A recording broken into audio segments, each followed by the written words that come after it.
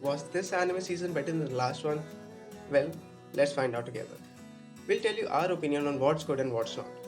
This season had some amazing new anime coming up to rival the already running shows which have a fan following of their own. But still, this season managed to surprise us with some amazing new original shows that we enjoyed a lot. Looking back at the winter season, we really enjoyed the anime that came out in that season. And to be honest, we didn't expect much from the spring season to level up to it, but it didn't disappoint. With many new titles lined up for the season looked as promising as it could have been. But was it promising? That's what we are going to be discussing in this video. Hello everyone, we are the Opinionated Morons, and here's our wrap up for spring 2021. So, according to you, how was this season when compared to the last one? Well, according to me, the winter season was really great. It has such amazing shows that it was difficult to keep up. Everything that came out in the winter season became so popular. But the one thing bad about the whole season was The Promised Neverland season 2. It was really disappointing, especially the ending, which was nothing but a PowerPoint presentation. Yeah, man, tell me about it. I mean, I remember you telling me that there will be a second season, and I was really pumped about it. And to be honest, it started off pretty strong, but like after 3 4 episodes, it just started going downhill.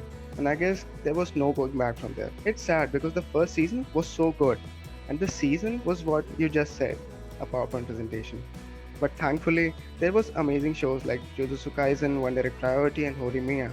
Remember how we simped for Horimiya back then? Yeah, Horimiya was really good. It was also very different from the general romance anime that I have seen. The characters of the show were very likable. It's sad that it ended too soon. But the one thing that really surprised me was Dr. Stone. I didn't expect it to be so exciting. The whole arc of Stone Wars was so beautiful to watch, especially the scene where the whole gang, along with Senku, had just 20 seconds to capture the Miracle Cave. Yeah, after the winter season, I had little expectations from spring.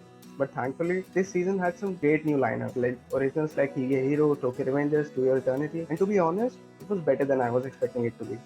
Like in my opinion, To Your Eternity has been one of the best shows that I have seen in a while, and its recent episodes have been so good. The thing with Your Eternity is that the way it represents every aspect of life. It is so beautiful to watch. It is one of the shows that will be continuing in the next season, and I think everyone should consider watching it. By the way, we have already made a separate video on To Your Eternity, and you should definitely check it out. Besides something serious like To Your Eternity, I was catching up on this new anime called Hige Hero, which I won't even bother saying the English name of. I was really skeptical about how they will showcase a love between 16-year-old high school runaway and a 27-year-old man, but after watching the 10th episode recently, I think it's an enjoyable watch. It's not something that I'll look back and think it was a great show and everyone should watch it, but it was something that I enjoyed, and I think that's what matters in the end. Agreed. Hige Hero is a pretty fun watch.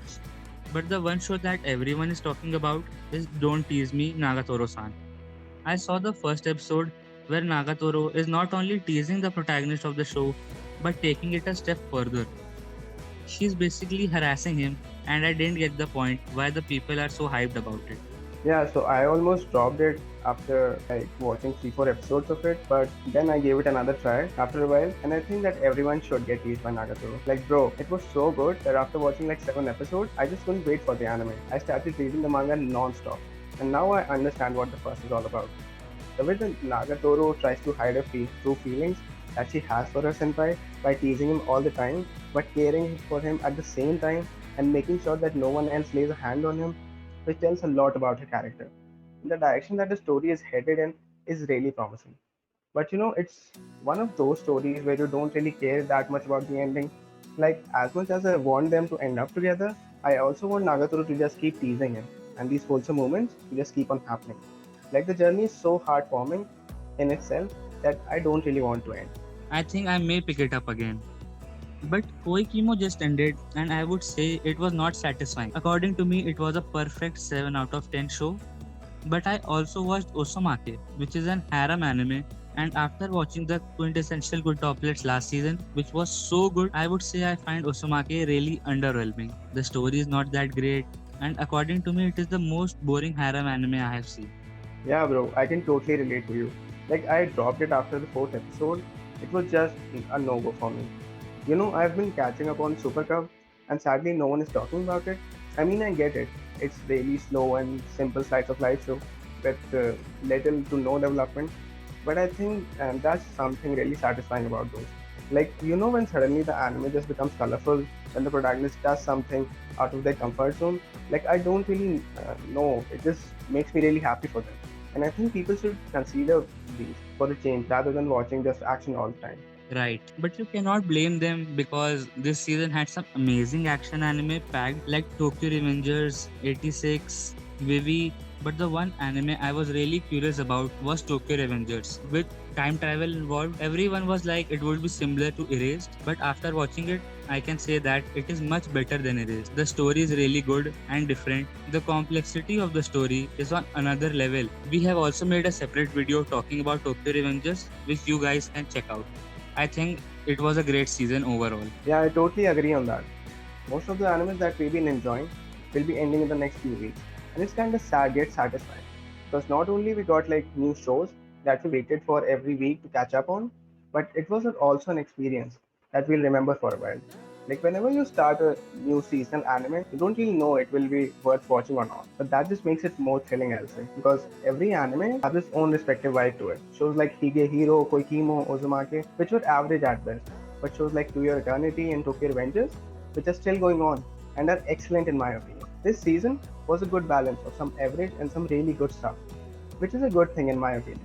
It wasn't too overwhelming like the winter season, but not underwhelming as well. If any of you are thinking about watching of any of these shows that we just mentioned, you should just go ahead and watch it.